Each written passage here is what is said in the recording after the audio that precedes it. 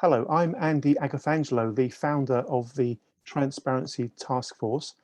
The Transparency Task Force is a very fast-growing social enterprise.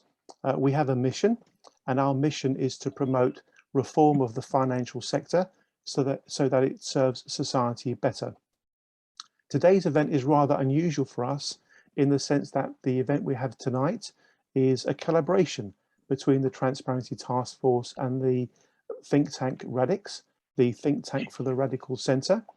This event was born as a result of a conversation between myself and Joe Zamit-Lucia several months ago. And we really are going to be talking about a topic of profound importance as far as I'm concerned anyway. It's really all about the intersection between the worlds of business and politics and finance, that rather intriguing intersection of all those three. Very, very important. And Joe and Nick Silver and Vincent Cable and all the other speakers are going to be sharing their perspectives on this particular issue. The one other point I'd like to stress before we pass over to Nick Silver is simply to talk about the word collaboration. We at the Transparency Task Force have a very naturally collaborative mindset. We really do think that the world is riddled with problems and issues, and that the only real chance we're ever going to have to solve some of the big problems that definitely do exist out there is if we find ways, everybody, to work together. And I think that's going to be incredibly important. One further housekeeping note from myself before we pass over to Nick Silver is to ask everybody once again, please do mute yourselves so that we can minimize the background noise and we don't distract the speakers. And that's pretty much it from me for the time being. I'll chat in a bit later or possibly during the session if necessary, but I'll now very, very proudly pass over to Nick Silver. Nick, over to you. Thank you very much. Thank you so much, Andy. First of all, it's such a delight on behalf of myself and Radix to be collaborating with Transparency Task Force. Been admiring you for a long time, and you've done such amazing work with very limited resources and made such a big impact on something I passionately believe in. So just a little bit to start off about Radix. Radix is the think tank of the Radical Centre. It was really inspired by the rise of the politics of shouting. I, like Andy, was working on how to green and make the financial system sustainable. And then I looked up over read the newspapers and saw that all that was happening in the political sphere is people shouting at each other. And this wasn't very unlikely to result in a more sustainable financial system or indeed world. So what is Radix? Radix is a platform to encourage the radical thinking that is the everyday stock in trade of innovative entrepreneurial businesses, yet lagging behind in politics. And it gives space and voice to well thought out, inventive, practical ideas, whichever part of the political spectrum they come from. We emphasize the radical rather than the revolutionary. So this kind of recognition that things are changing very fast, and our liberal democratic institutions, very powerful. They've brought us great prosperity, but they need to reform and change and keep up with the times and embrace modern ideas and technology. But they seem to be a block. So on this session, finance, business and politics, mutual incomprehension and dangerous oversimplification. I just want to quote from one of our speakers, Joe's book, which is coming soon, published by Bloomsbury, I think. Joe, when's it coming out? He'll tell you about it later. So Joe gives a quote from a business person who says, "We were discussing politics. We came to the conclusion that politics operates to a totally different logic from business, and quite honestly, we don't understand it." And I think the same could be said from politicians about business. So, a lot of the thinking, the Conservative Party, who are the most pro-business party, apparently, they believe in the free market is good for business. And, in the Brexit debate, all these wonderful free trade agreements will be fantastic for business. And this just didn't understand the way modern businesses actually operate. And it resulted in, excuse my French, but it's a quote from our Prime Minister of "fuck business," right? So because business doesn't fit into the box that you think it should do, you kind of go, oh, well, that's the logical conclusion. And then also Boris and Rishi recently called on pension funds to invest more in infrastructure. So I'm sure the pension funds go, oh, I've never thought of that one before. Well, why aren't pension funds investing in infrastructure? It's something to do with the regulation under which they governed, regulation set by, effectively, ultimately, politicians who haven't really understood the financial system. So there's a kind of mutual incomprehension. And one kind of last example is I'm sort of thinking a lot about Silicon Valley people who they dream about going into space, like Elon Musk and Jeff Bezos. So why do they want to do that? Well, they want to set up kind of their own societies in space. Ultimately, that seems to be the dream. But why? Earth is a kind of paradise for life. Mars or whatever, it doesn't support life. So what are they trying to get away from? Well, they're actually trying to get away from people, or the way people organize themselves, i.e. politics. So it's like, we want to go into space because this politics thing we don't get, and we the way people interact with each other. So on that note, I'm going to hand on to, okay, so the plan for this evening is, first of all, we've got discussion between two very eminent speakers, Vicky and Vince, and then the other speakers might interpose and have a further discussion. I want to leave it quite fluid and informal. Then we'll move on to another discussion between Magda and Joe. And then finally, we'll have a discussion between all of us and hopefully involve you guys as well. So first of all, I want to hand over to Vicky and Vince. Just a brief introduction. Vicky Price was Chief Economic Advisor for the Department of Trade and Industry, Joint Head of the UK Government Economic Service. She is also Chairwoman of the Good Corporation, and she has been a visiting professor at the Cass Business School, now Bayes, and Imperial College, and a visiting fellow of Nuffield College, Oxford. She is a fellow at the Radix Centre for Business, Politics and Society. Vince Cable probably needs no introduction, was formerly Secretary of State for Business, Innovation and Skills, President of the Board of Trade. He was ex-leader of the Liberal Democrats and Member of Parliament for the Twickenham constituency. He is a former chief economist at Royal Dutch Shell, having read economics at Cambridge and obtained his PhD at the University of Glasgow. So shall I hand over to you, Vicky, for your discussion with Vince, and I will now mute myself. So thank you very much, everyone. Well, thank you very much. See how it all goes, because of course I'm going to ask Joe as well to intervene with questions to Vince, because what we're doing is we're discussing mainly, of course, the ideas in his book, Money and Power, but also really looking very much at the links between politicians and their advisors, if you like, which could be economists, they could be business people. And of course, politicians need to take quite a lot into account when they make their various decisions. But I'm an economist, Vince is an economist, and of course, we all think that economists know best. And of course we do. And the interesting thing is, of course, that I worked for Vince. So when he was Secretary of State in charge of the business department, I was his Chief Economic Advisor and Director General of Economics. So you had there two economists. Mostly, of course, economists disagree with each other, but you can well imagine how much more difficult it would have been to explain anything to a politician who doesn't quite understand economics. And I think what the book is all about, and I would like Vince to correct me if I'm wrong, is this sort of dichotomy between what politicians are trying to do and what economists perhaps are advising them to do. Some economists have business experience, not all of them do. Certainly Vince did, and I did too, coming from the private sector. But there is a concern in relation to what economists generally advise, and what politicians can do or want to do if they want to be re-elected. So this is well explained in the book, where Vince looks at 16 politicians and looks really at who's influenced them, and some politicians who didn't make it to being either heads of state, but were really important in shaping a particular country's philosophy, in some cases with very substantial consequences for the world economy as a whole. But what Vince is saying, which really interested me at the very beginning, but having some quotes from well-known economists, he quotes from John Maynard Keynes, where he says, the idea of economists and political philosophers are more powerful than is commonly understood. Well, hooray, that's absolutely the case. And indeed, the world is ruled by little else, is what he said. And then Charles Kindleberger in his book Power and Money, the other way around from Vince's, of course. He says, again, that's a quote from Vince's book, which is almost every political question has an economic aspect.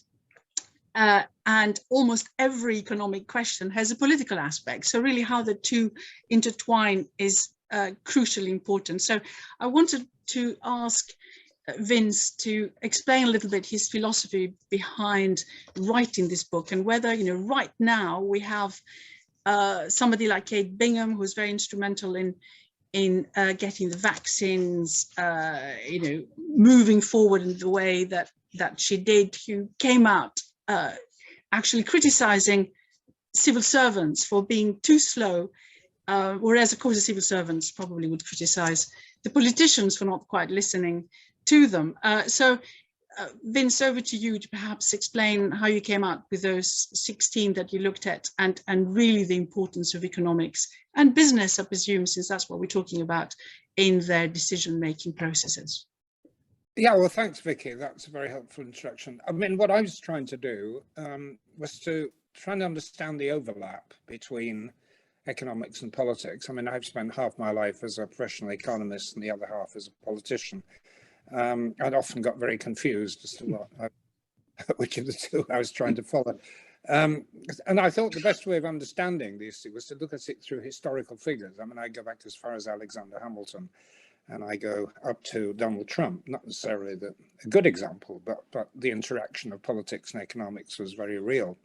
I think the point I was trying to make is that if you're trying to get elected in a democratic system, of course there are others, in China the economic policy is driven by other considerations, but if you're trying to get elected in a democratic system, you know, the kind of things that will appeal to voters are likely to be, you know, more government spending or reduced taxes without necessarily worrying about how you pay for them, providing more things that are free, having prices that are controlled in some sort of way, providing job security,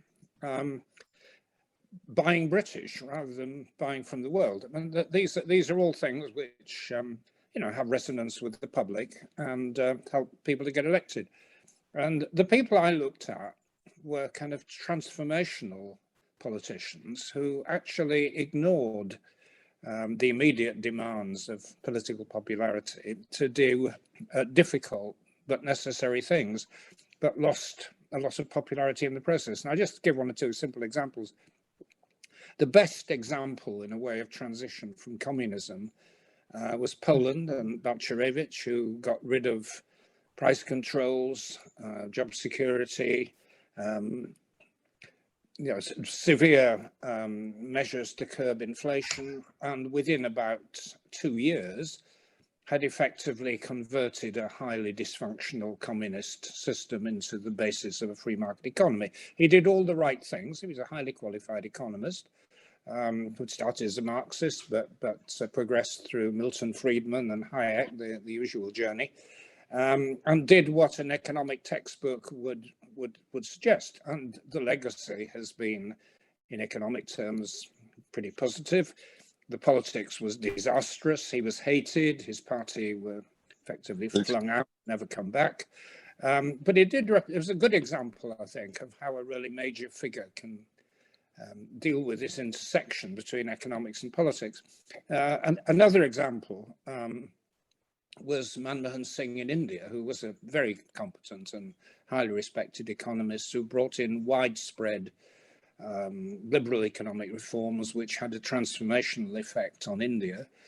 But the politics were initially successful, but ultimately disastrous, because there were various things he clearly didn't get right. One was understanding the way that business works, is that contrary to the popular image, you know, businessmen are not primarily interested in free markets.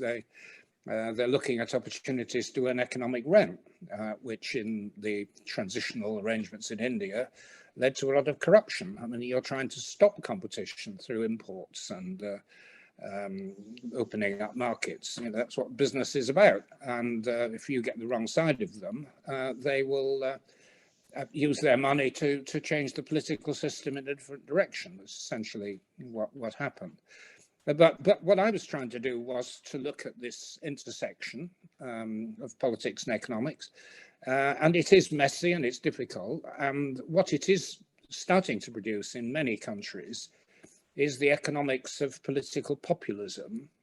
Trump is the best example.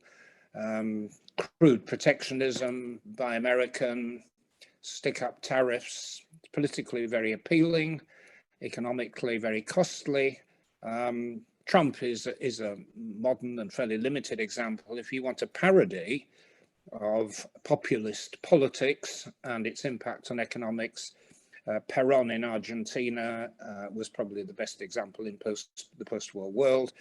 And I think we're now on our 7th Peronist, and they all do the same thing. They print money, they put up trade barriers, they let the economy run out of control. So that's, I think, what we need to understand, that what are the drivers of politics and what are the underlying principles that economists try and turn to bear, and see where we can get synergy. Well, it's very interesting because on the Balcerowicz issue, I remember being involved in privatizations in Poland after the wall came down, and I think he was a convert to the Big Bang theory after a while, not quite immediately, because I remember he waived 2 reports we did on how to reform the sort of the agricultural and sugar industry, where we proposed all sorts of opening ups and actually free market economy. And I remember him waiving our 2 reports in Parliament and saying, these people, I'm not going to say the firm I was working for, are never going to work in Poland ever in the future. Well, actually we did in the end, but it does have, if you follow what they did, it does have and can have quite severe political repercussions, of course. And it's interesting what you're saying, that there are times when politicians, if you look at some of them that you've talked about, when they follow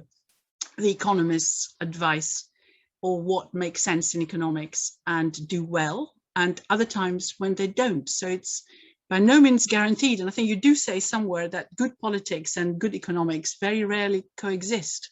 By good, you mean not that they don't do the right things, but that they don't have the right result for the politicians. Is that what you had in mind? Yes, essentially, yeah. I suppose Margaret Thatcher was a good example of, at least for a while, using quite radical economics. She wasn't an economist, but she leaned very heavily on the ideas of Milton Friedman and Hayek and domestic equivalence. And either for that reason or for coincidental reasons, the Falklands War actually managed to win 3 elections. But there aren't many examples of that. And even in very controlled countries, politicians who try to move too fast get into trouble. I mean, I think one of my best examples is Deng Xiaoping in China, who's actually probably the great political figure of the last century in terms of what he achieved in terms of economic output.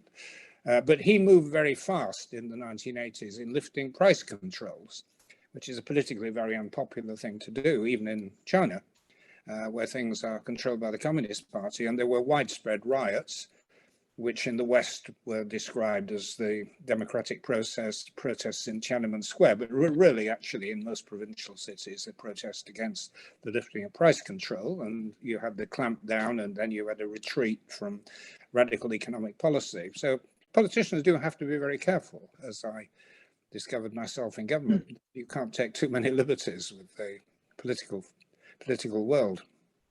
You do, though, say that although you've identified some individuals and you're quite keen to do so, you do also, because they've been so instrumental in maybe accepting policies which are perhaps a little bit risky, but which make economic sense. But you do also say that quite a lot of what is actually happening and where the result of their actions has been very instrumental in moving economies along or getting us out of crisis, is down to technocrats and individuals who run either the international organizations or central banks rather than politicians, very often independent. Now, how do you square that with your view that these are the people who have changed economics, whereas in fact can very often be unnamed or less well known and unelected. Yes, well, officials. that's a very important point, I think. It isn't always, as you say, politicians who move the world. I suppose you could argue that the person who, more than anybody else, saved the world from economic catastrophe in 2008, 2009 was Ben Bernanke in the United States Federal Reserve, and opting for this, highly unorthodox approach to monetary policy. And indeed, I think the independence of central banks is a very good example. Politicians who once upon a time got a lot of political kudos from manipulating interest rates before elections, realized actually that this wasn't really worth the candle, that the gains from doing so were offset by the loss of credibility in terms of creating inflation. And wise people in the fortunate conditions, in Britain in 1997, and Gordon Brown decided to subcontract this activity. But it's worth recalling, actually, the mandates of the independent central banks, which are, of course, run by unelected bureaucrats, were set by the politicians. I mean, the inflation rules are politically set. And, of course, they're now coming under a great deal of stress. So I think we probably shouldn't make too much of the separation of the political and the bureaucratic.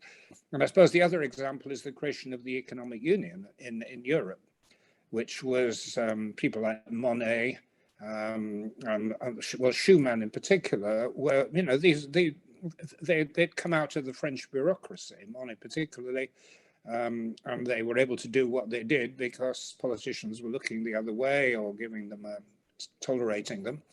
And a lot of the structures in Europe were created by bureaucrats, but ultimately politicians took responsibility, and I suppose the creation of the single market was down to a politician, Mrs. Thatcher, as it happens.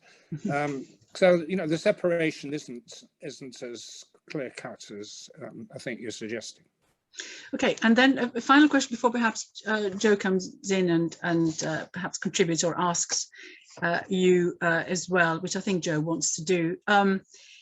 There is the issue, because we're talking about business and the financial sector in particular and the way that it behaves. In your time as Secretary of State, you were quite keen to curb the powers of banks, particularly the casino type operations of investment banks, and you were quite successful in achieving that through sort of new regulation that separated various activities from the sort of normal retail and commercial banking activities.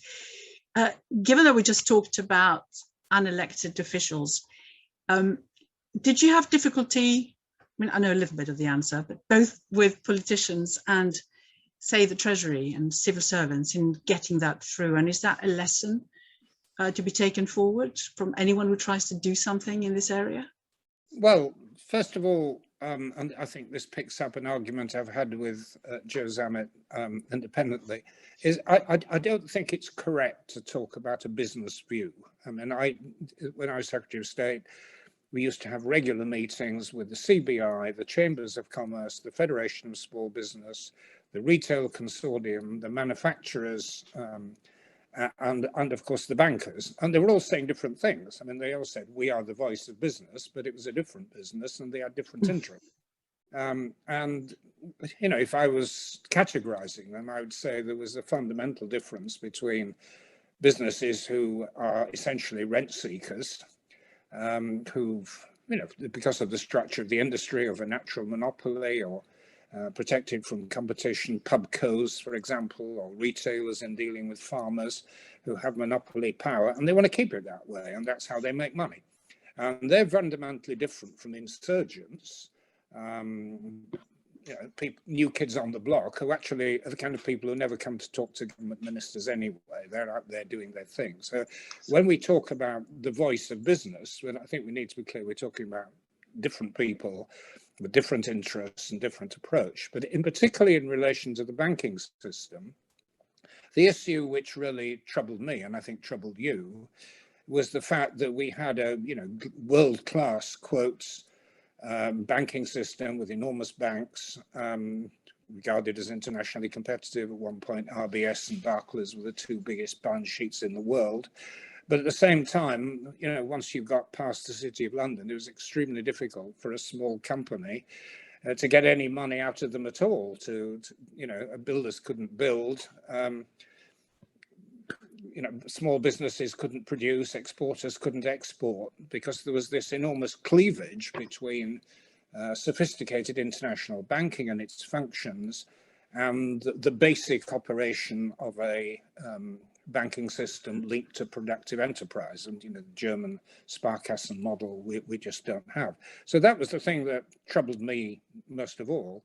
And the other thing, which I think was mentioned in the introduction, was this issue of short-termism in the city. And I asked John Kay to produce what turned out to be a very thoughtful report. He did this alongside James Anderson of Baillie Gifford and John Rose of Rolls-Royce, and they didn't come to the conclusion that I think it was Nick Silver at the beginning suggested that there's a problem with regulation. They said there's a problem with the culture, and you can't deal with this problem with regulation. It just doesn't work. But anyway, that's something to be discussed amongst the people on this call. Indeed. Joe, I know you want to come in. I just want one final question to you before this. And so the power of economists, if you like, just going back to that, and how different economists have different views on how to shape a country, particularly after it comes out of a period of communist rule. So I'm thinking again about Poland.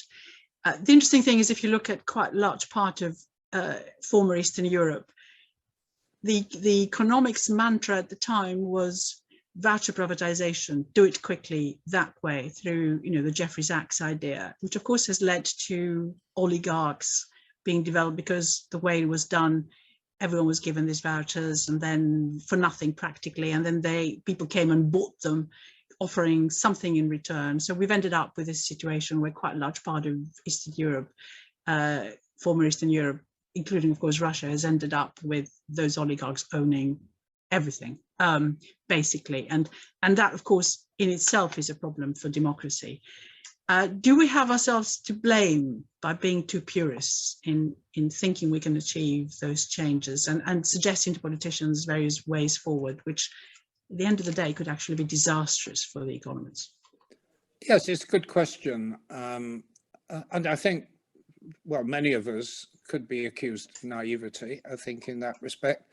I had conversations during the time of the Yeltsin government with a man called Shabais, who was a brilliant economic mind and was the architect of the privatization program in the Soviet Union before it became Russia.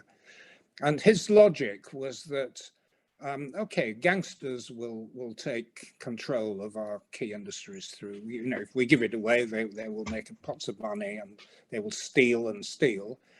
But eventually they'll tire of stealing and they'll just become normal business people. And the robber barons became, quote, normal business people in the United States eventually. But of course it didn't happen that way, because, you know, if you've got your wealth through ill-gotten gains, you can become very skilled at protecting rent-seeking operations and keeping out competitors, you know, bumping them off, or you know, bribing officials and ministers to keep things the way they are. And unfortunately, that has been what has happened.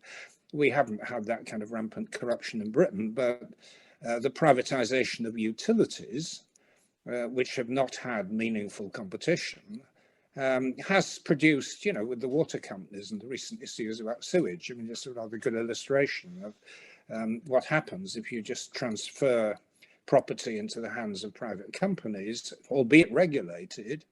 Their natural instinct is to maximize returns to capital and to find subtle ways of doing it by circumventing the regulation. So it's not just in the Soviet Union, in Poland or Bulgaria that these bad stories have happened. Thank you very much. Joe, do you want to come in at all at this stage? Sure, I have a bit of a question too. So not being the only not formally trained economist among the speakers today, I tread with care here. But it seems to me, looking from the outside in, that there is no such thing as economics, in that economists, if you like, are a genus with multiple species, all of which, you know, have different views of what economics should be. So it's not clear to me, when one says this is economically the right thing to do, whose economics philosophy one is following.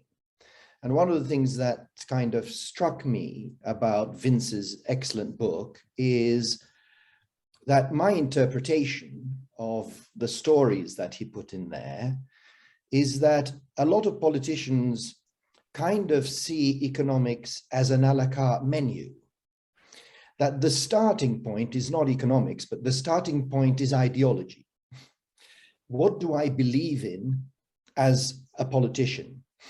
You know, what is my overarching ideology?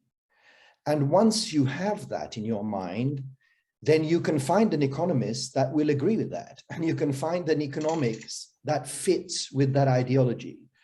So to a large extent, you can pick and choose whether you follow Keynes, whether you follow Marx, whether you follow Milton Friedman, all of which send you in different directions.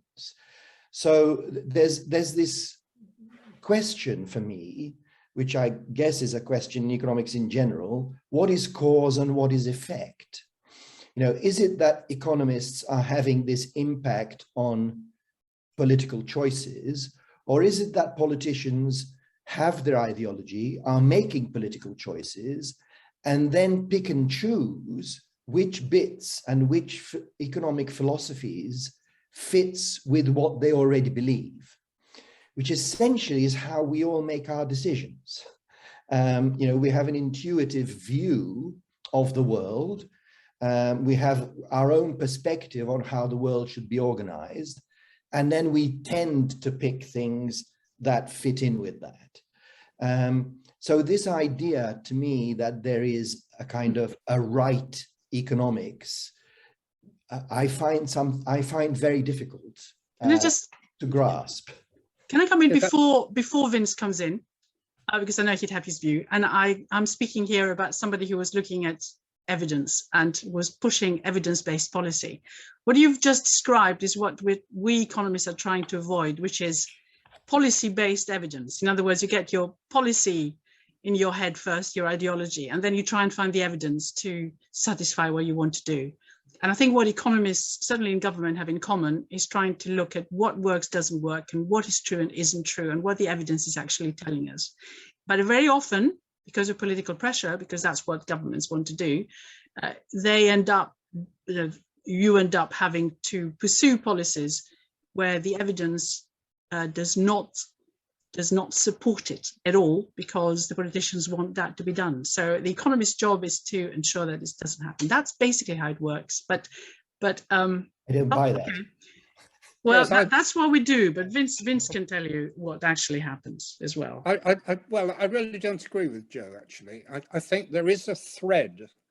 There are many variations. You can, on any particular issue, economists will disagree, but there is a thread of thinking which goes back to Adam Smith's Wealth of Nations, which you can see popping up throughout modern history, where economics has acted in an advisory role and politicians have taken it forward. You know, Peel in the 19th century and the ideas of free trade came straight out of, ultimately, of Adam Smith's thinking. Even Lenin, of course, who was a Marxist, his most crucial contribution with these new economic policy was the adoption of markets, which was that strand of thinking, even in that very slightly improbable place. And Lenin's experiments was in turn studied by Deng Xiaoping, who applied it in China.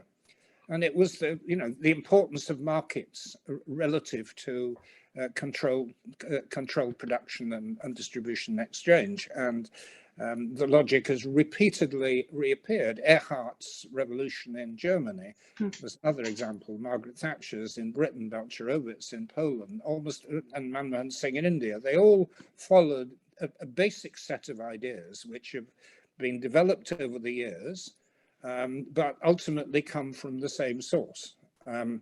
Macroeconomics is a bit more difficult because there are different views about how you manage an economy, and the so-called Keynesians and so-called monetarists and others, the Austrians. I mean, there is a genuine philosophical difference between different groups of economists. But in terms of the absolute basics, you know, the laws of supply and demand, the benefits of free trade, the benefits of markets, we're following a consistent tradition which goes back, you know, 250 years.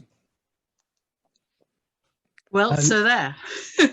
Thanks. Can I so hands on to our next, I'm going to introduce our next speakers, and I think probably Magda might want to ask Vicky and Vince something, but I just want to use my chairman's prerogative here to come back on Vince's comments about regulation and culture. I entirely agree with you about culture, but there actually is, if you read my book, very complex interaction between culture and regulation. And so, you know, for example, the Australian pension funds invest a lot more in infrastructure than the British ones, which is, and it might have something to do with the regulation as they were set up deliberately to do that.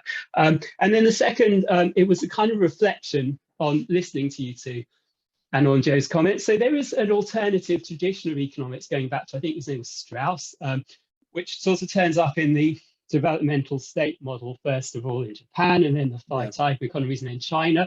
And then it kind of resurfaces in the work of Mariana Mazzucato about with the entrepreneurial state, that actually there's a very important role for the state in in what we call industrial policy. And you could say the opening up of China's markets was the key behind China's success, but you could also say it's industrial policy and following this developmental state model was the key. Or yeah, but you two have emphasized the market bit and have kind of not mentioned the other bit, which is a very common theme in sort of classically trained economists, I would say. I don't know if you want to reply, or should I hand on to Magda at that point? So no, I think the point about the development state is very well made, and I had a chapter in my book about General Park, who was the author of the developmental state in Korea. But actually it wasn't. I'm all in favor of active states. I mean, I practiced in industrial policy and government, but this doesn't dispose of the importance of markets, because, I mean, actually, even in the Korean development state at its most active, the tribals had to compete, and you know, some of them went under. Korea was preparing itself to operate in world markets, which it now does very successfully. The Chinese Revolution under Deng was, of course, a very active state, but also the use of markets, both in external trade and in agriculture. So it's getting the blend of those two things that has been the major channel. It isn't different. It's the synthesis of an active, creative state machine and the use of markets. I think I entirely agree with you, Vince, and that's as we are the radical centre. That sounds a very radical centre idea. So that's it. I'm going to hand over to Magda to discuss with Joe's forthcoming book and other matters. Magda is a senior economist working for PGIM in asset management. She's formerly of the IMF and Goldman Sachs. And Joe is my fellow founder of Radix. I'll hand over, and then we'll continue the discussion with Vicky and Vince and everyone else as well. So Magda, can I hand over you to introduce your discussion? Yes, thank you. Thank you so much, Nick. Before I start speaking, I have to say that any views expressed in this seminar are my private views. They do not express the views of my current or past employers. With that, I would like to thank Vicky and Vince for taking me back to my youth, because I was actually born in Poland, and talking about Mr. Balcerowicz and the reforms took me back to the years when I was just a child and then a young and an innocent student of economics, because I'm the other economist, Joe is the non-economist. And the reminder of how much the there was so much discussion at that time. And I remember reading books about how different systems work. And I think this is the time when I learned the word stakeholder capitalism versus corporate capitalism. That actually we had so many options back then. And the Journal of Transition Economics discussed that quite extensively. But in the end, what Mr. Sachs and the prevailing political ideology of the time won, also because this was what the Americans were doing, and they were the most successful capitalist political system in the world. Therefore, they must be right. But let me move to Joe. And today we're discussing his forthcoming book, The New Political Capitalism. It links quite interestingly with what Vince and Vicky were talking about and Vince's book, because Vince looks much more at the past, while Joe looks at the current state of the interaction between business and politics, but he also looks at the future and what that interaction may look like and how both of them may influence each other. So, Joe, it's quite interesting that you, with your extensive career in business, you quote a lot of businessmen, businesswomen you talked about in the past. And you also talk about how, in a way, the business people you talked about abhorred the term political, and they did try to appear not to be political. But we know very well that business does influence politics, as politics influences business, as Nick mentioned, and we're going to talk about it, and economics. And also, there's so much lobbying. So I'm quite interested that business tries to appear to be so apolitical, but at the same time, actually affecting the world we live in. So yes, and it gets back to what we mean by political. So I think business has done two things in the past. One is it has tried to be non-partisan, which is fair enough. So, you know, because political parties empower change and businesses don't want to nail their mast to one or the other. It reminds me of a conversation I once had with an old boss of mine when I was working in industry, and he was from Italy. And I said to him, so in Italy, does your company, who's a multinational, does your company donate to one or other political parties? And he said, I'm a businessman. We donate to everybody.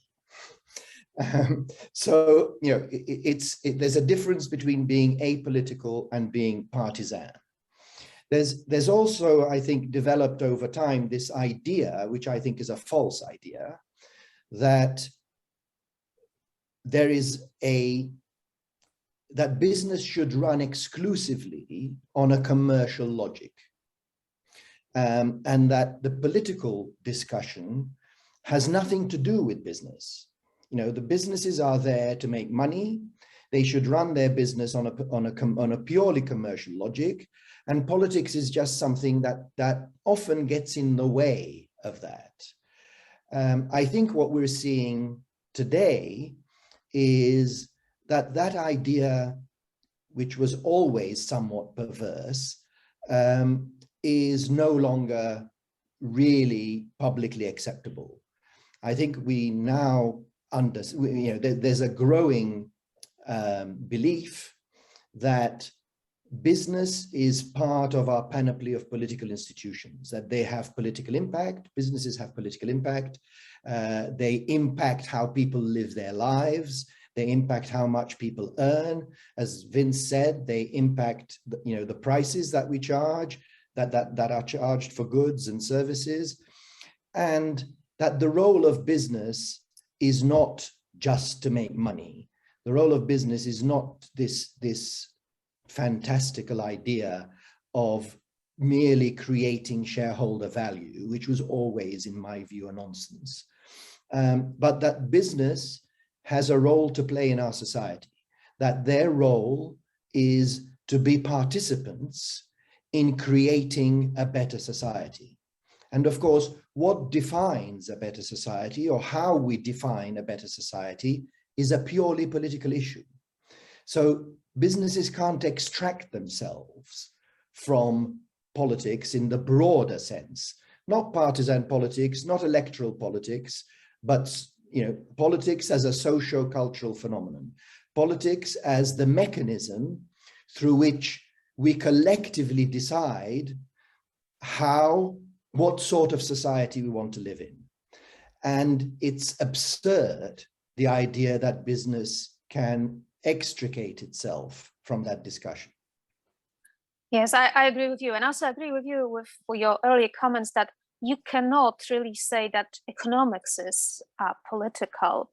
In the end, I believe that, and in particular, academic economics is shaped by the political consensus of the time. And there is this feedback loop between what the society thinks, what the politician thinks, who then gets to say what in the academia, who gets grants, who has the major speaking voice.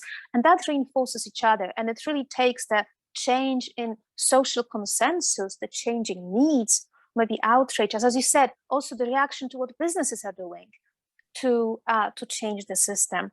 Because you talk in your book, and I think Nick did in his book, and many other people also, that markets are political constructs. And by it follows that capitalism is political constructs, and it's that political consensus that defines these rules, and then the regulation for the companies that then defines the culture. So let me go to another question. You mentioned in your book a few examples of companies that are starting to feel that change in social consensus, that their customers actually wanted them to be more political and more involved. Can you talk more about these companies? And also then, do you think that these companies have some sort of advantage of a first mover? Or maybe there is a potential backlash to those companies that get more politically involved? Well, I think what I argue in my book is, and again, we need to be careful what we define as political. So the socio-political culture is changing. So climate change is a political issue. There is no company today that can absolve itself from dealing with climate change.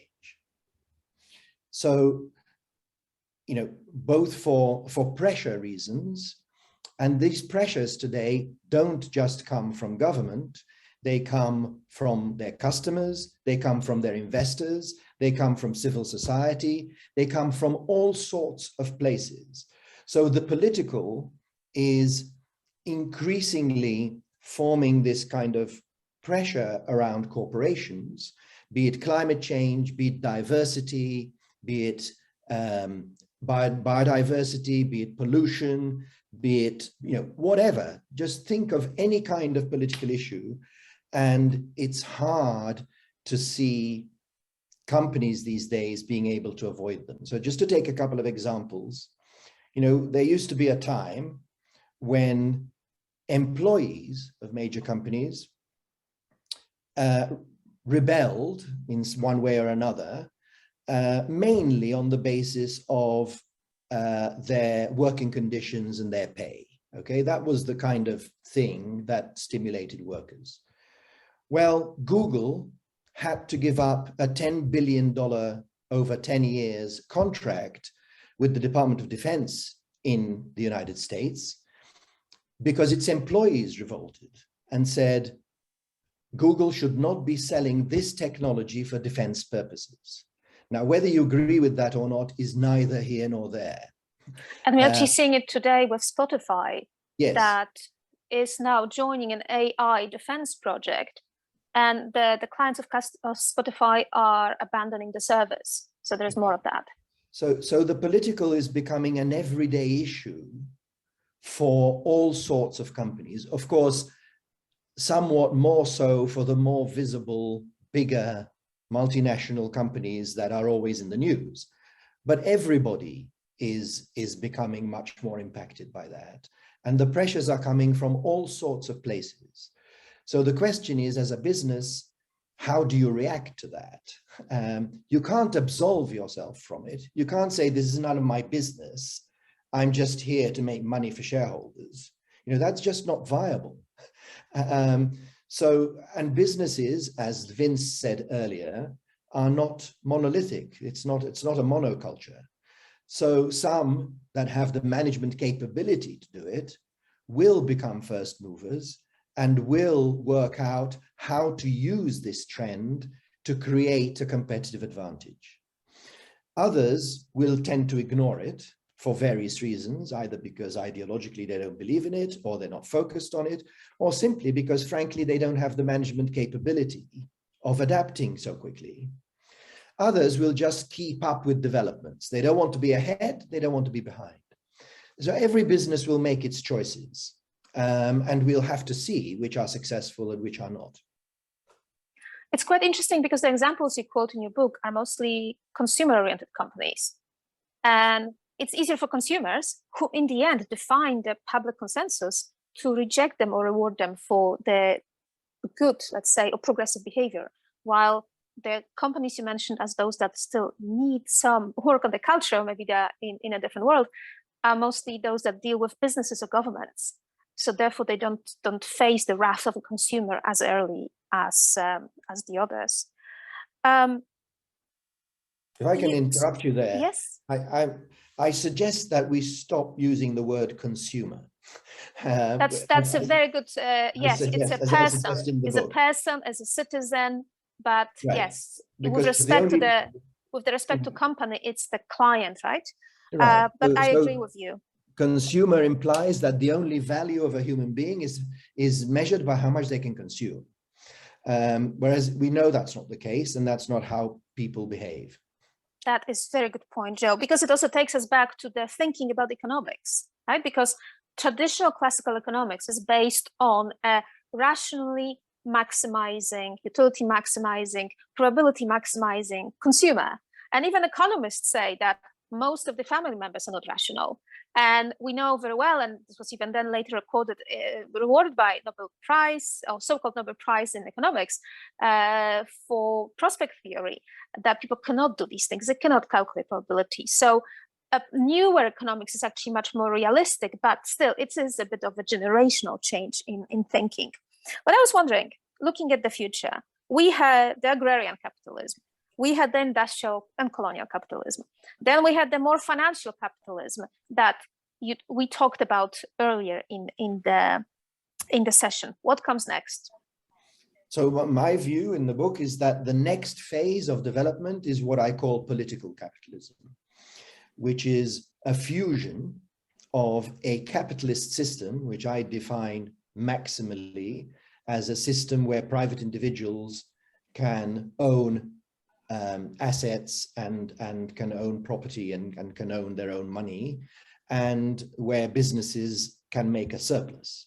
So I take a very broad view of what capitalism is. I don't think that structure is going away. But what I think will happen is that how that capitalism is organized will be much more driven by political logic rather than purely commercial logic. And what I mean by a purely commercial logic is this idea that our job is just to make money. So I think that the political aspects, which I've mentioned many, will increasingly impinge and increasingly be integral to how businesses will succeed in the future. Because the cultural change that we're seeing, I think, is very dramatic and much more rapid than cultural changes have been in the past. And in the past, businesses have become used to adapting to technological change. They've become used to adapting to somebody coming up with a new business model that upends everything. But they haven't really spent a huge amount of time focusing on socio-cultural political change. And the reason for that is that those sorts of changes usually take decades. They're very slow, they evolve slowly, and businesses can kind of slowly adapt to them without too much disruption. Now what we're seeing is a pace of socio-cultural political change that is, absurdly fast, and that will append how business will do things as much as rapid technological change.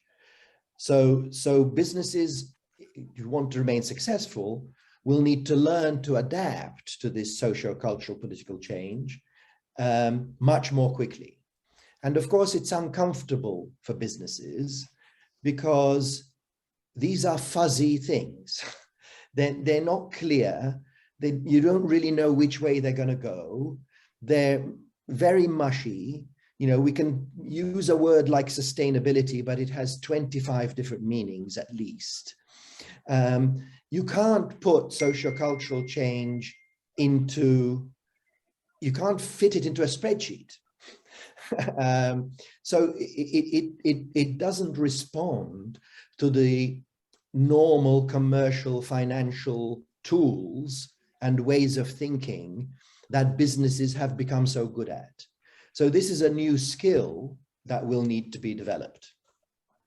That's quite interesting. Also, what you said about the speed of change, because the emergence of social media, the internet, the multinational platform on which people can discuss, I don't want to use the names here, but these cultural phenomenon, like, for example, a rising phenomenon of anti-work in the US, which is a form of a protest of workers, as you said, against bad treatment, is actually spreading much faster than any paper you would have smuggled to communist Poland in the 80s would have ever worked. Now you mentioned social media. I mean, let's take social media as an example, okay, of a business, the very, very big, That's powerful, right. profitable businesses. But their future doesn't depend at all on the commercial logic. Their future now, the only thing we care about social media today is their political impact. That's the basis of our discussion about regulation of social media companies, that they have a huge political impact. And therefore, we must do something about that. We don't really care about, it's having the political disruptions that we've seen through social media is not really a price that society is going to be willing to pay so that we can all share cat videos. I mean, it's just not going to happen. So it's the political that drives their future, not anything else. And also shows how quickly people who normally oppose regulations are galvanized to actually regulate things, yes, be it social media or, say, cryptocurrencies, when they hit at the core of the system. Because you talked exactly in your book about how companies are changing, but then politics needs to change too. And that we have to have that loop between politics, society, people, and the corporates. So who will change whom? Do you think? Will the corporate world affect politics much more? Or will the politicians understand where the social change is going and try to create change in the corporate world as well? Or do you think it's really a circle? And maybe this brings us up nicely to discussion about how actually social political change happens and who does it. So, because you wrote a very interesting paper about that some time ago as well. Yes. So it is a feedback loop. Nothing changes on its own and nothing travels in one direction. What businesses do has a political impact. So let's take an example. Would we, and some of that political impact can be dramatic, which businesses in general don't really look at, in my view. So I'll ask you a question.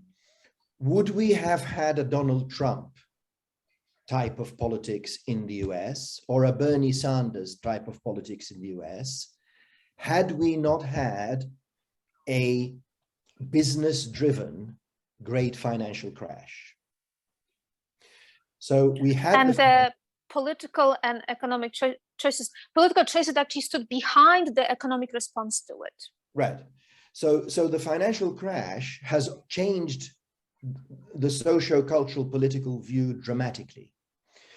Now, you said, politics will need to change. Politics changes all the time because politicians only get elected if they, how shall I put this? If they can read the rooms. So politicians only get elected if they have a good feel of the cultural mores of the time. So politics is naturally up to date with how culture is changing, because otherwise you don't get elected. Politicians who get elected have to capture the spirit of the times. And but of course, some of them fight hard with gerrymandering and other methods. Of course. Let's put that to one side, because that's electoral politics, which is something quite different to what I'm describing as politics. And this is where I think businesses can benefit, because if they look at what is happening politically with a sense of curiosity and a sense of understanding why politicians are behaving in this way, it's a good window into how culture is changing. It's a good window into where the socio-cultural political belief systems are going.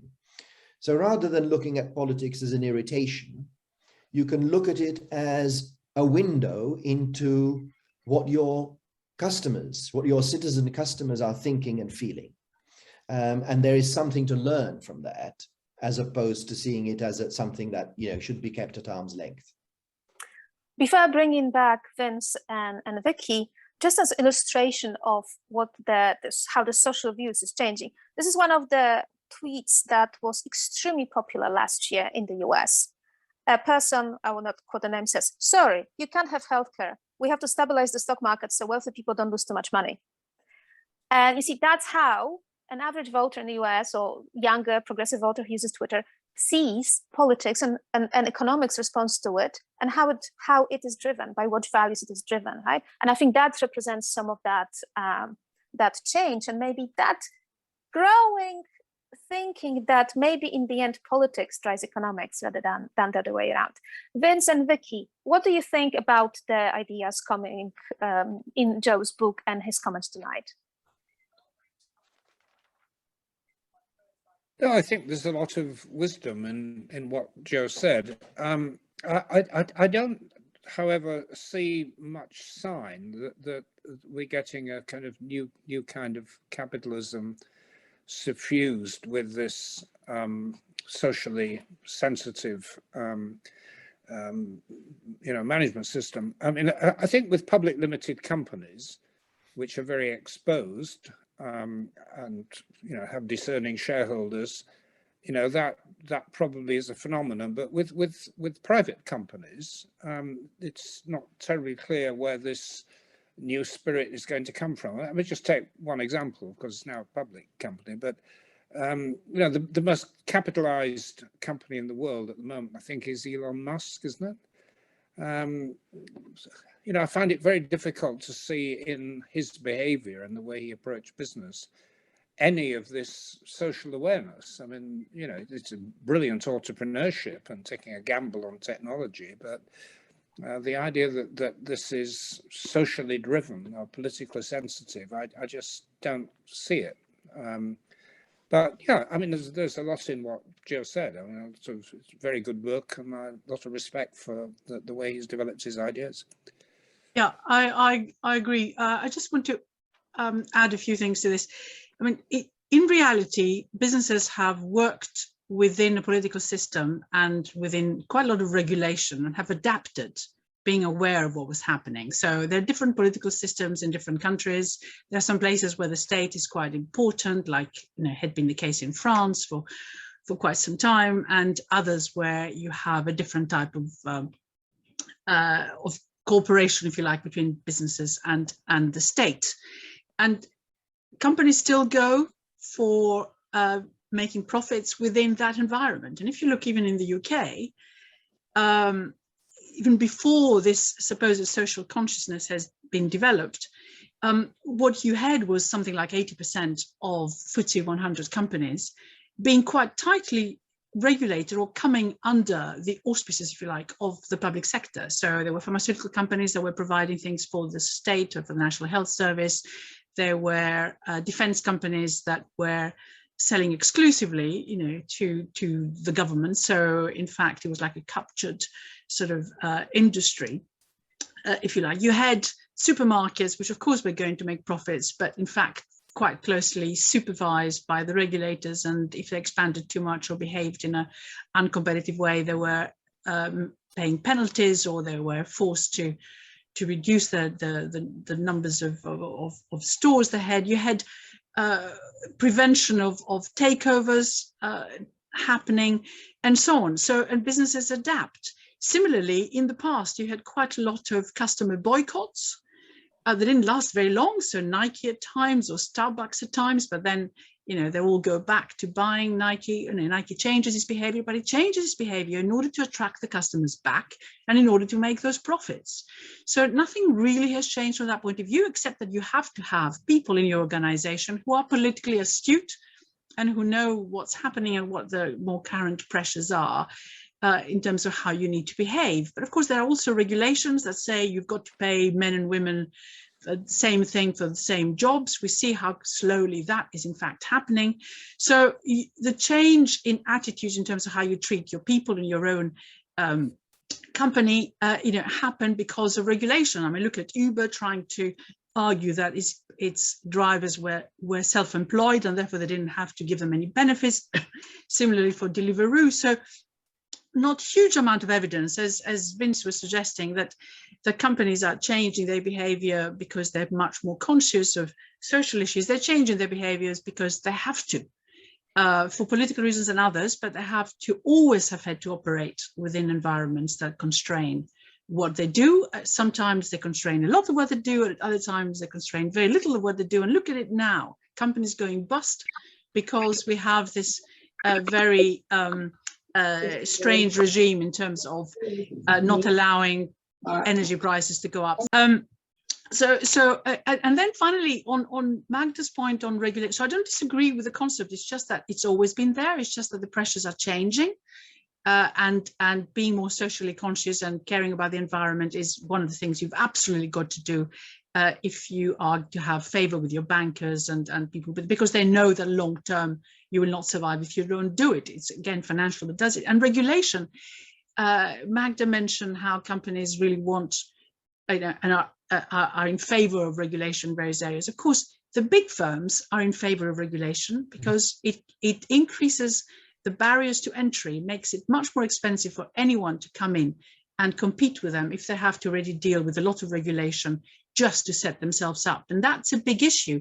It's one of the things that's been interesting in the financial sector and in energy, where companies have entered, this disintermediation has taken place. Companies have been allowed to come in just to increase competition in the energy sector, and look where it's ended up, because basically the market system that they entered was completely against making any profits. So we have to just watch it if we think that there's been a serious sea change. There are different issues, and of course politics and social issues matter a lot right now, but they have mattered in different ways in the past. That would be the reaction that I would have to what was said before. Just to clarify the last point, I was actually talking about politicians being in favor of regulation when it starts to dig into the established political system. But Vince was trying to say something. Yeah, but they always have been in favor of regulation because, of course, it's less costly than doing anything else. Can I respond to those two comments? I mean, first to Vince's comment, Elon Musk is indeed an entrepreneur with new technologies, but the only reason that his company exists and has been so successful is because of climate change. He was one of the first to see that this was going to become a political commercial issue, and went into that. And compare his diving into that and the success he's had with the foot dragging of the mainstream car industry and how they reacted by, trying to lobby for not having any of these restrictions. So if you like, he saw the way that this was evolving much more clearly than, say, Volkswagen or BMW or whoever you want to pick. So, you know, the reason Elon Musk is successful is because he picked a business and a technology that was appropriate for the coming political issue of climate change. Of course, he makes money, and of course, businesses want to make a profit, and they have to make a profit. I'm not suggesting that businesses should abandon that, because otherwise we have no business. But if you look at the explosion we've had over the past decade of B corporations, of social enterprises, and all these other types of businesses that 20 years ago were just unimagined. So the world is changing. And regulation, let's talk about regulation. Two things about regulation. Regulation is merely, to my mind, a reflection of the socio-political mores of the time. You know, at one point, we sent children down the mines, and that was fine. But then it became unacceptable. Today, we have slave labor in Vietnam or wherever else making Nike shoes.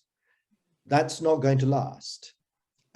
So this always changes. It always changes over time. And businesses have to make a profit, but within the socio-cultural political mores of the time. And my argument is that these are changing very dramatically and very quickly, much more quickly than they've changed in the past. So the pace of adaptation by business has to be, you know, suitably rapid, and it's not easy. Okay, I think Vince wanted to say something, and then I was going to start turning it over to the audience. Well, So I think we agree, but you know, I may have chosen a bad example. It was that, you know, Musk, like a lot of other entrepreneurs, was very smart at picking up social trends, which is a bit different, I think, from being a socially conscious entrepreneur. That was the distinction I was trying to make. And maybe I could make the point better by pointing to the growth of private equity. I mean, private equity can be good or bad, but it's a way in which people maximize their returns without exposure to the kind of pressure that you get in a publicly listed company.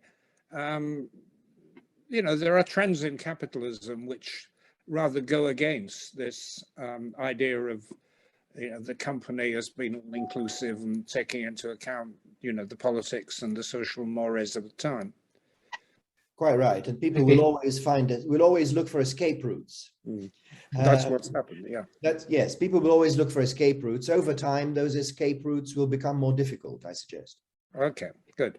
Before I hand over to sort of ask the audience to ask questions, I just want to pick up something that Magda asked. So she said, what age are we coming into? And so one candidate is the age of data. And in the age of data, are companies like Facebook and Twitter actually performing some of the roles of government, you could argue there, and also on another theme, blockchain, cryptocurrencies, another role of government in creating currency. So do Vince, Vicky, Joe, Magda see, you know, the current dominance of big companies like Facebook, which are global, so it's very hard for individual countries to regulate them, and their huge, immense power as a taking over the sphere of government in some areas, or the alternative is will they go the same way as the, you know, robber barons in the early 20th century? Eventually they'll be called monopolies and broken up by government. So Vicky,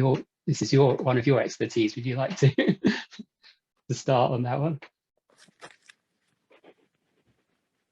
You're muted. I don't know what was happening. I couldn't unmute myself. But I pressed and pressed and pressed. Happens to me sometimes. Well, yeah. It's very well.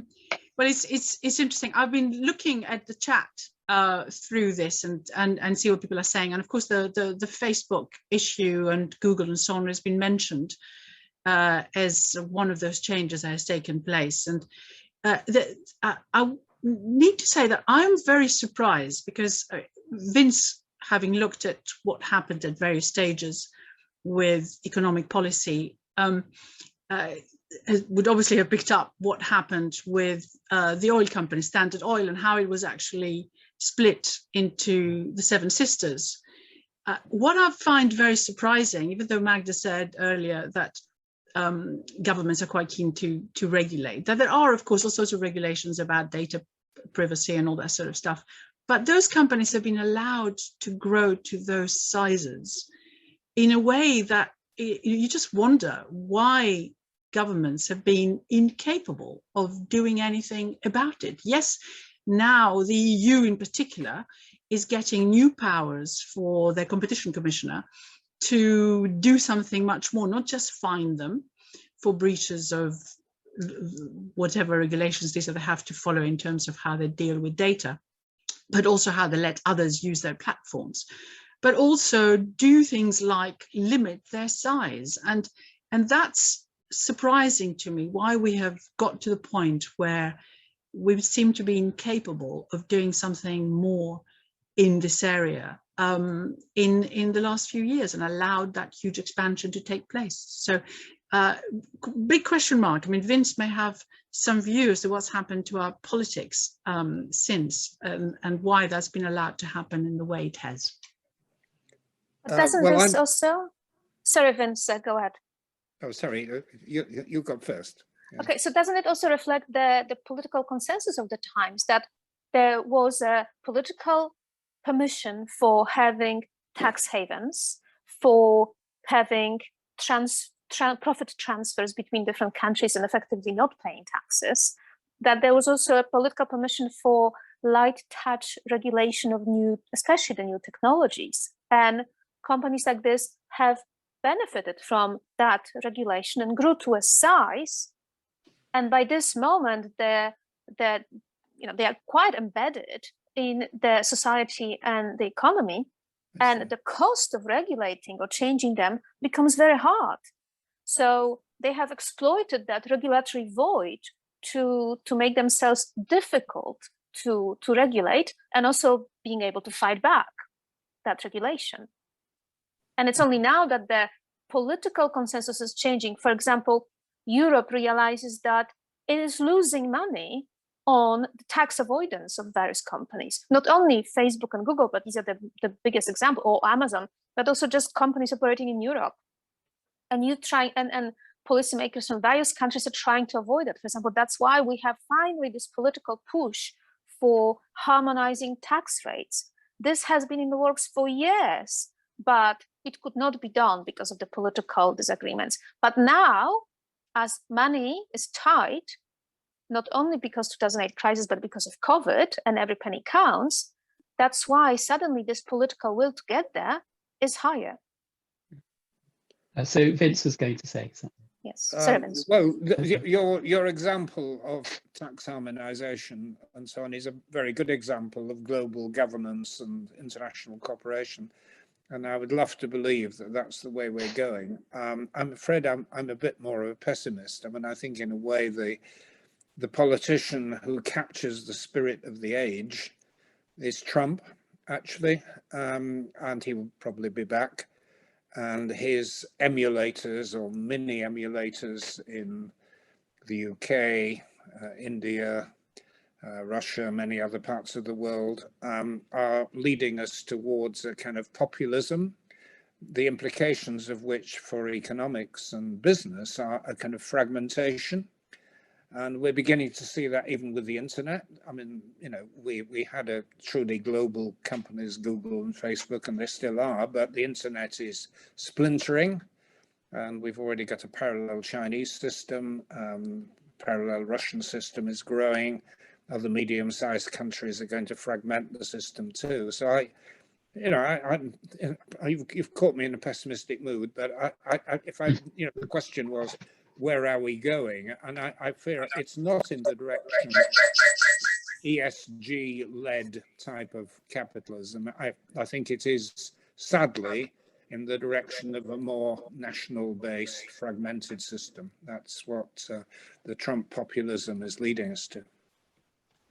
I can comment on that. I agree with Vince that, you know, nationalism and the reversal of globalization, globalization is one of the major political trends that we're seeing, and that will drive business, and it will drive what business is supposed to do. Hence, my point that it's that politics will increasingly impinge on what businesses can do. About social media, I take a somewhat kinder view, I guess, which is that the promise of social media was to connect us all. And the benefits that we've had from social media, I talked about these different pressures coming on companies and everybody else, because now everybody can comment and everybody can mount campaigns on social media, etc. That promise has been to an extent lived up to. A lot of people now have a political voice thanks to social media that they didn't have before. So let's accept that there's some good things that came out. Now we're, like with all systems, we're seeing the downsides as things evolve, but things have evolved very rapidly. And this is a new phenomenon that frankly, nobody knows how to regulate. It's all very well to say, let's regulate them, but we don't know how to do it. So there's a learning process, and politics tends to move much more, because of the consensus needed, tends to move much more slowly than innovative businesses can move. So I think this progression is not unexpected. We've had the benefits, we're now seeing the downsides, and now we have to try and do something about the downsides in a world that we don't know how to handle. So it's going to be a struggle, and I don't think there are easy solutions.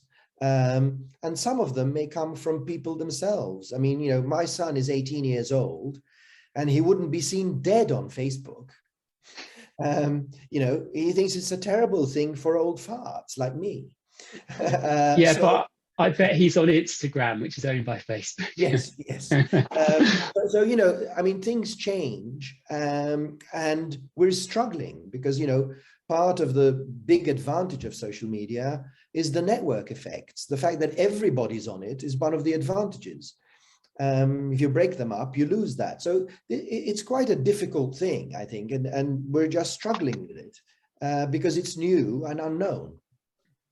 Yeah, I would add to that we got much more polarized, and Vince talked about Trump and other populists being signs of times, but let's not forget, using American examples, that Bernie Trump is also a sign of times, that he has captured the hearts and minds of many young progressives.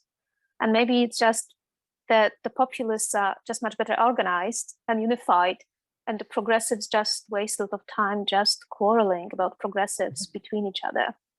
Yeah, I think my slightly controversial observation here is, before social media, you didn't know what other people thought about, and the great shock is that you suddenly find out what other people think, and what I think was totally offensive to what other people think, and also it tends to get channeled to extremes, because it's a sort of evolutionary process where the most outrageous things get retweeted. So I think I've been looking through the chats, incredibly thoughtful pieces there, and it'd be really good to hand over or to get some people to give you our thoughts or questions. Andy, how's this normally done? Do people put their hands up? And first of all, I think we should all, before we go any further, put our hands together to thank the speakers and the panelists and so on for what's been a really, really informative and very, very interesting session. So well done, everybody. That's been great. Thank you, Andy. Yeah. I've learned a lot, and I've come away with loads of ideas. In practical terms, Nick's going to chair the Q&A session. If you know how to raise your hand digitally, that's great, really easy. But if not, when Nick asks for any further comments and questions, please just wave your hand literally. And there are so many people on the session tonight that we need to be mindful that there are sort of 2 screens worth of screens. So let's make sure that everybody gets a chance to say their thought. And yeah, but if somebody wants to ask a question, actually, if somebody wants to ask a question, just wait to be called and then take yourself off mute. Nick, happy for you to take. Okay, yeah, but can you, if anyone can, you put your hands up, and I'll, Andy, if you see, okay, Jacqueline, I've been reading your comments, really interesting. So, and can you take yourself off mute? Yeah, yes, okay, I'd love to ask each of the panel, glass half full or glass half empty for the future? Can I just start that? The future is what you make of it. You know, it's like I think my grandparents had to run away from their homes. Their parents were murdered. They lost everything. And it's sort of, you know, we always live in uncertain times is the norm of human existence. So it's like, you know, you can make whatever you want of the future, and it's up to us. So to anyone else, Vince, you gave a really depressing answer to the last question. Charlie, you do better than that. Yeah, the glass half full, half empty issue is it's a very good question, and it relates to the way we perceive things. I mean, we've just been through the COP, right? And it was fairly clear that you know, Greta Thunberg and associated environmentalists were going to say it was a disastrous failure even before it started. And it was equally clear that Boris Johnson and sundry souls on the other side were going to say it was a great triumph. And for most people trying to be objective, you know, the glass is indeed half full, that, you know, we've made progress, there's more commitments, there's annual reviews, the Americans and Chinese are talking to each other, but at the same time, the gap between what we need to do and what we're actually doing is more starker than ever. So, yeah, the glass is indeed half full. Could I just ask, Anna Marie's got your hand up to ask a question, and then the others can answer the half full or half empty as well at the same time. Anna Marie, it's good to see you again. Thank anyway. you. Yes, just on a side kind of remark, economics was the only thing that I actually failed at my law PhD. So I still got the PhD though, but that I did very badly. I was just wondering whether, thank you very much, first of all, it was really interesting. I was just wondering whether you think that we are in a better place because of what has happened in the last 3 years to actually make changes which we can feel ought to happen in a way in general. Are we in a better place because people are actually thinking outside the box? They're thinking more about the planet, they're thinking more about their children and the future. Do you think that's actually happening, or am I being completely dreaming here? Well, Joe, you thought that people were. Do you want to? So let me start with the glass half full, glass half empty question. There's a quote in my book from William Blake, that the tree which moves some to tears of joy is in the eyes of others only a green thing that stands in the way. So I think, you know, what for some people is a glass half full, for others is a glass half empty, as Vince has said about COP26. So we can all have our own views, but that doesn't mean that anybody necessarily has to agree with us as to whether it's glass half full or glass half empty. As to the comment about change, you know, although we easily get depressed and you know, we read the newspapers and they're full of just what's gone wrong, the reality is that the world today is, you know, on average for people a much better place than it was 100 years ago or 200 years ago or 300 years ago. So let's kind of not forget that. Okay, that has come at some costs. It's come at environmental costs that we weren't aware of and we're now aware of, etc. I think, you know, we have made progress. Now, the political issue always is, what does progress look like? And, you know, 10 people will have 20 opinions on that. And the reality is that, you know, unlike what businessmen like to do when they run their business, social progress does not happen in a straight line. You know, I think of it more like a sailing boat than like a powerboat. You know, you're buffeted by the wind, you have to tack this way and that as the wind, you know, as the wind changes and as the conditions change. You know, sometimes you're not quite sure where you're going. And, you know, it's a rather unpredictable kind of, you know, non-linear, complex interaction of many things. that eventually drives progress. And I think we sometimes tend to want things to say, well, we're now in place A, we want to get to place B. So what's the shortest route to there? Let's get on with it. But, you know, life and doesn't work like that. It's a lot of missteps. It's 2 steps forward, 1 step back. It's tacking from one place to the other as the political winds change. But, you know, eventually we move in some direction. And what that direction is also changes over time. So that's a very nice analogy, Joe, because I quite often think about the economy as a car that's moving somewhere, but the parts are not connected, not fixed, but kind of connected by rubber bands. And some of them move a bit more fast and some slower, and sometimes you lose a wheel. And then you realize you actually have to get that wheel back, because without that wheel, for example, working class people, lower paid, you cannot go ahead. So that's a very good analogy. And that's why I think the glass half full, half empty begets the typical response of an economist, which is it depends. Some people have a completely empty glass, some people have a very full glass. And the goal of policies is to try to keep it full enough so that the system doesn't spectacularly collapse and leads to a revolution or a collapse of that economic system.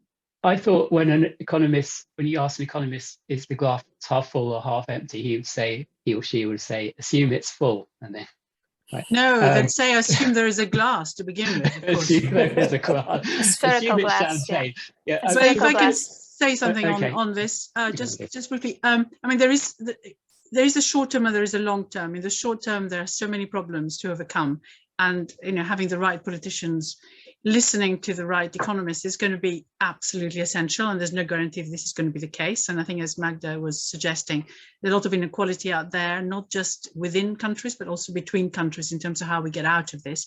There are a couple of positives, just thinking about what we've learned, which was the second question that was asked.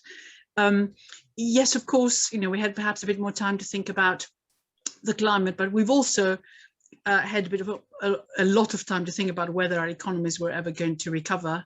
And now, of course, we have the new variant as well. So we're not out of the woods yet. But I think there have been some changes which I applaud. And they're not really the ones that you'd expect that I would talk about, but they are the ones about policy making more generally, internationally. We have accumulated huge amounts of debt, but somehow or other the markets don't seem to mind very much. The central banks have been quite prepared to go out of their way and support this type of spending that has taken place by governments to support the economy. We have international institutions no longer worried about the sustainability of your debt. So you can have 100, 150, 200% debt to GDP ratio and you're still okay. The European Stability and Growth Pact is being rethought.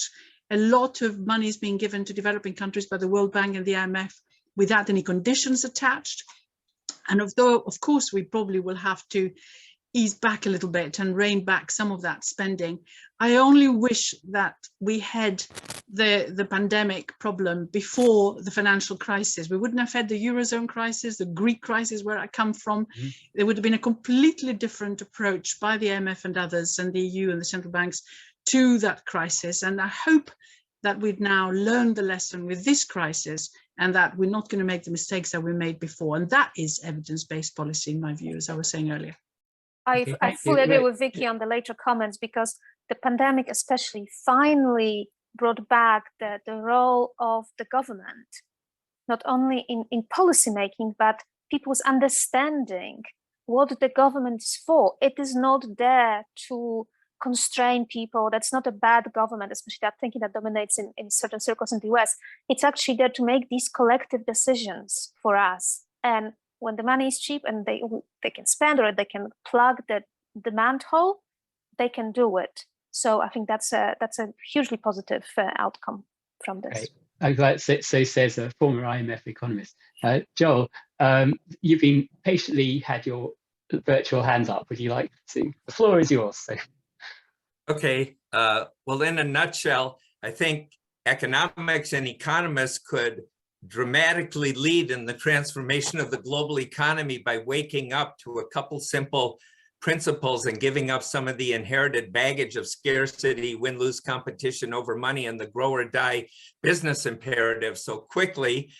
Everything that produces wealth is only advancing dramatically. Technology, infrastructure, human skill, knowledge, and creativity, our ability to use free and abundant renewable resources. But the minute you filter that through win-lose competition over money, everything goes to hell in a handbasket. But business entrepreneurship, not economic debate, political debate, policy, is transforming that. And go back 10 years when mobile apps and social media had a tiny little bit of the penetration they have in the world today. The sharing economy, using only the excess capacity of solopreneurs, an empty room in someone's home, an idle car and driver, created millions of jobs and billions of dollars of new wealth in 3 years, building their needed technology every step of the way.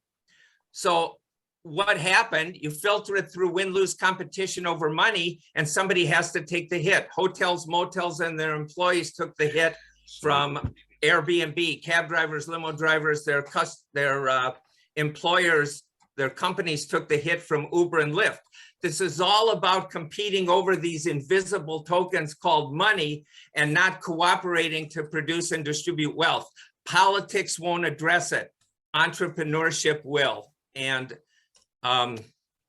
again, Okay.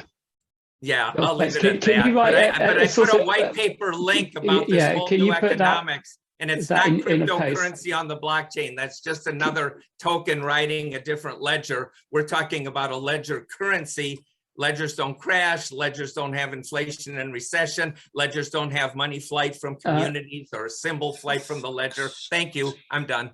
Joel, thank you, Rich. It's very hard to respond to that because we actually need to, it's a sort of alternative vision of economics, and we sort of need to have something to read and think about for a while. So can I just, Andy wanted to ask a question, and then Nigel, and then I'll get back to the panel. So Andy. Thank you very much. I'm being a little bit glass half empty right now, but bear with me, brace yourselves. So having run the Transparency Task Force for the last 6 years or so, I'm becoming increasingly worried, and I mean this literally, I'm actually worried about what I'll describe as rampant financialization and regulatory capture. Should I be worried? Are we not becoming too dominated by the power of the financial system?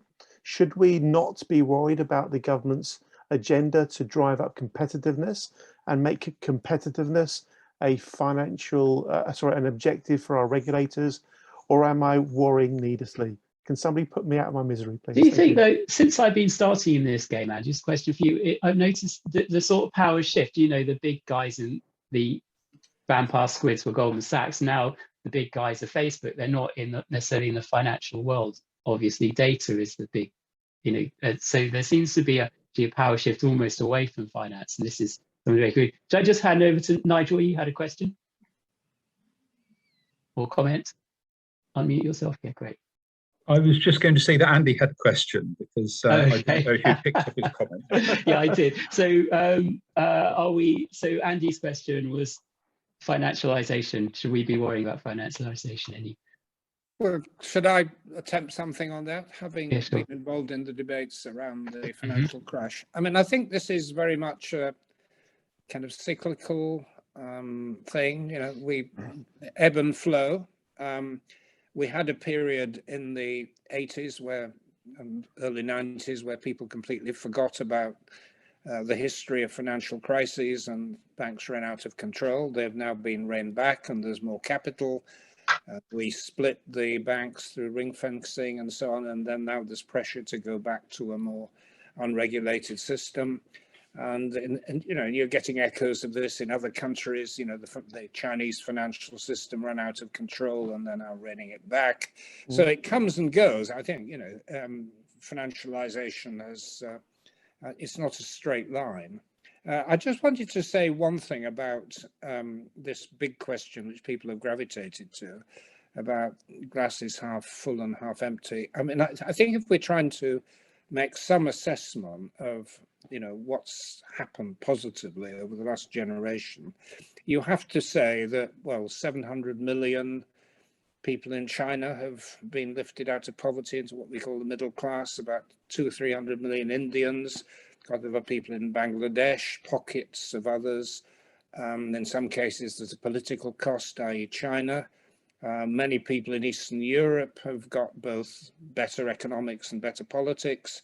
And on the debit side, greater inequality, environmental damage. But, there are real concrete, tangible, measurable things that have been and are being achieved. Yeah, there are a couple of great books by Steven Pinker about this, about how actually most measures, except environmental ones, people are better off, although often didn't seem. What always strikes me is, I grew up in the 80s, and I looked at the GDP figures. So in the 80s, when Britain was quite rich, we are now 5 times, GDP is 5 times higher than it was in the 1980s. And there's the idea of trickle-down politics and the Thatcher revolution, which, and that all worked. We're 5 times richer, yet people are still not happy, and we don't seem 5 times richer, right? It's kind of hard to detect this, although is it just things change over a long time? We haven't cured a lot of the problems we would have thought we cured if we'd gone back to the 80s and said, would you get rid of poverty, Nigel Lawson, if you had 5 times as much money? So Vicky, you're going to say something. There was, well, you mentioned, everyone is, of course, in economics talking about not looking at GDP and looking at well-being and so on. And interestingly enough, and Andy just said, is GDP the measure that matters? I think to a considerable extent it is, because that's the one, if you don't have the income to be able to spend it either on redistribution or perhaps on investing in areas such as, doing something about climate change, then you can't actually, move forward. Plus, of course, just as Vince was saying, through trade and growth, you can encourage other countries to also move out of poverty. But the interesting thing is that we're now moving beyond GDP, and everyone is talking about other measures, such as well-being. And it's quite interesting because the countries that are happiest, it seems, are the Nordic countries, where there is an awful lot more of a society that cooperates and agrees with each other. So you don't have quite the divisions that you have elsewhere. And if you have lots of social divisions, it's a problem. So equality matters. But you get happier for a while as your income goes up. And then after a point, and that's been well researched and documented, you stop feeling happier, even if you carry on growing, because you start thinking about other things. And, am I doing better than my next door neighbor? Or, your choices are greater. If you think you can't actually have them, you're feeling unhappy. So well-being, if that's the thing we want to measure, and of course, you can have some cities that feel happier than others because of wherever they are and so on. But actually, it's a measure that doesn't tell you very much beyond a certain point. So, you could think of lots of others, possibly, of measures, but GDP is still quite important, is really the point I was trying to make, in terms of, showing the prosperity of the economy. If you just focus just on well-being, you just won't get the right answers in terms of what you should be doing as a policy. And we should add to that well-being is, as Vicky said, subjective rather than objective, because actually people tend to forget quite quickly how what life used to look like in the past. And it's very visible in countries in Central Eastern Europe that went through a rapid economic transition, but also quite rapid economic growth and massive improvement in the status of well-being. And many of them say they're actually not as happy as they were before, because before that, social cohesion was much stronger, something also that Vicky remarked about Scandinavian societies. It was easier to have a cohesive society because there was a common enemy, and you could trust your neighbor because you didn't trust the communist authorities, but you could trust them because you were united by that. And I think some countries lost that, maybe because of the transition from communism to capitalism, but also in the West from the breaking up of large corporates and the different relationship with your place of employment was much more for life, and there was much more stable, and there was much more social cultural life around your community and the place where you worked. So I think for societies that managed to maintain this, then the overall, and also partially true, conscious policy, but also redistribution, that well-being and feeling of improvement probably is stronger. But also, there's a lot of trends in the world, global trends, and it's a cliche to say this, but things change more rapidly. We've got era of exponential, and that makes people lose out. Some people lose out, and also creates a great deal of uncertainty and lack of agency. And a lot of populist politicians are harking back to a past which obviously didn't exist, like Law and Justice in Poland, or Trump in America, or even the Conservatives here, and even Corbyn was sort of harking back to the 1970s. Because in the past, or even if it was a mythical past, there appeared to be more certainty. So it's the kind of populism you can put down to a reaction against more and more rapid change, which actually gives people a lack of certainty, and also this change often disrupts existing communities, so existing. Which I think brings us also to this idea why politics affects economics choices. For example, we had a discussion some time ago about globalization and trade and how certain countries responded to the challenges of globalization and offshoring. And some countries in Europe took very conscious approach towards that. For example, I think Netherlands was quite well known for thinking quite a lot about offsetting policies for people who will lose work or will face more competition from abroad, while other countries did not, and they followed a much more laissez-faire neoclassical approach to it. And I think we could see the effects it had on community social cohesion and social stability as well. And I think, interestingly, looking in the future, I think an interesting point will be not really purely economic, but social, and how we will deal with the probably inevitable inflow of refugees, be it climate or security refugees from other countries into Europe or the US, and how that will be then dealt with and will affect our thinking and social happiness. Can I respond quickly to Andy's anxiety about, and then Sunil, I think, wants to make a comment. I saw his hand correctly. Financialization, I think, is the form that we're in at the moment. And we've had many forms. We had feudalism, we had mercantilism, we've had industrial capitalism, we've had consumer capitalism. All these things have happened, but they all come to an end. So currently, I think we're in a financialized model, and it's very deep, and it penetrates everything, but it's really today's model becoming yesterday's model. It will go away, it will change, and something new will emerge. But nothing is dictated by fate. We all have agency. So I think the question we should be asking ourselves is not what's coming next, but what do we want to come next? And how can we work in that direction to persuade and to drive in whatever direction we feel is appropriate? We can't be fatalist about these things. I think Sunil had a comment. Yes. Okay. Last question from Sunil, and then we'll round up. So let me start by saying that let's take this complexity and uncertainty that we're dealing with very, very seriously. And consider if in the year 2000, I had said that the situation in 2020 or 2021 would look like as it is.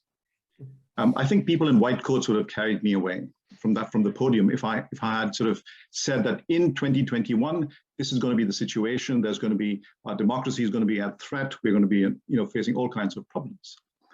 So what we have is a really, really complex system that we don't fully comprehend its interaction. So I think the whole argument about does politics affect economics, does economics affect politics, how does it affect society, how does it affect our reaction to how we deal with the environment, it's a complex system. Everything is related in some sense. I think in a sense, we've been in a crisis since the GFC. In 2008, it would have been almost impossible to say that this is what we are going to get. But then we had a collapse of the most advanced financial systems in the world. our response was largely monetary and financial. There was a grudging fiscal response initially, but it sort of petered out. And it took a pandemic to really unlock fiscal policy, because fiscal policy is essentially political. When we think about how we've been evolving our regulation, and regulation is again political. If you don't have the political spine, you're not going to get the regulation you want, and you're not going to get the enforcement that you want. And you see that in many of the more sort of advanced emerging markets. They may have the regulations, but enforcement is weak. The question I have is the following. Given that it really is the uncertain times, we have a very, very divisive politics that we're dealing with. And if we believe the scientists, we're entering the age of shocks, real shocks, not just monetary or business cycle shocks.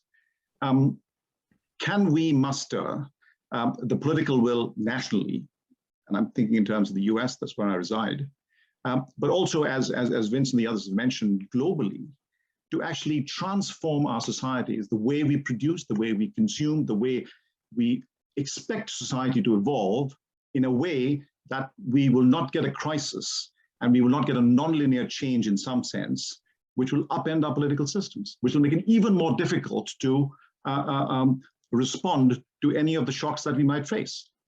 To me, that's the question. We are highly unequal. We are politically very divisive. We are entering the age of shocks. That's what the scientists tell me, and I believe the scientists. Do we have the ability of how we've organized our societies, our institutions, to actually be able to keep political stability, economic stability, and not just financial or price stability? Sunil, I think that's a great rounding up question. Graham, you've got your hands up, but I'm really sorry because we just run out of time, and I would like to hear what it was. But so did everyone want a quick answer to Sunil and then final statements? And my answer to that is no, we don't. But we've got the choice. We could think about creating one. Vince, over to you. Well, I think Sunil's point was a very good way to finish it. You know, we are dealing with vast complexity and uncertainty. I think a helpful way of addressing it is to distinguish the known unknowns from the unknown unknowns. You know, we have certain known unknowns in front of us. You know, how do we deal with what we know will be massive refugee pressures? You know, that's going to happen. How do we deal with them?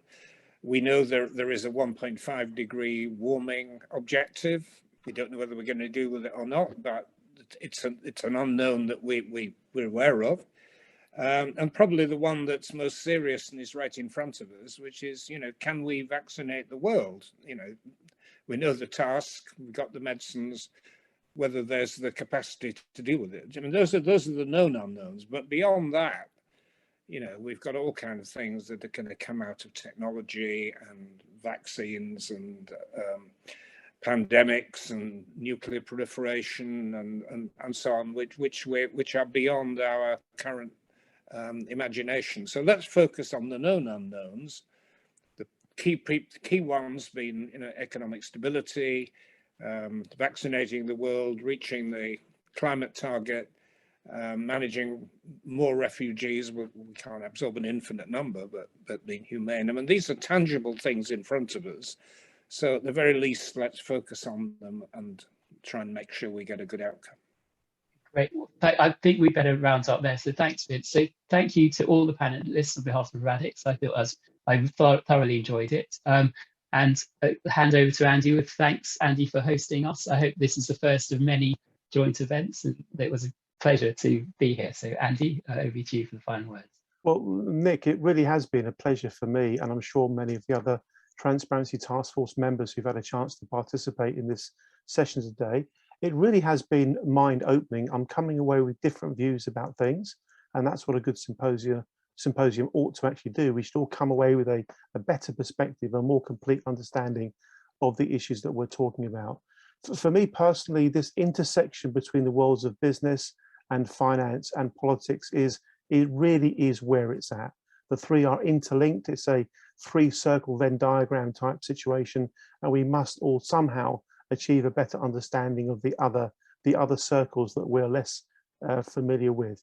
It's been a great event. I would be delighted to do something again like this next year. Can we please all put our hands together and show our appreciation to Nick and to Joe and to Vicky and to Magdalena, and of course to Sir Vince Cable as well. It's been a real pleasure, folks. Thank you very much indeed. I can't think of a better thing to do on a Tuesday night than what we've just done. That's great. Thanks all. Thank you very much. We'll circulate the recording. We'll circulate the chat. Please raise awareness of what happened tonight, because that way we can seek some encouragement to do it again in the future. Thank you all very much indeed. Thank you. Good night. Good night. Great job. Great job.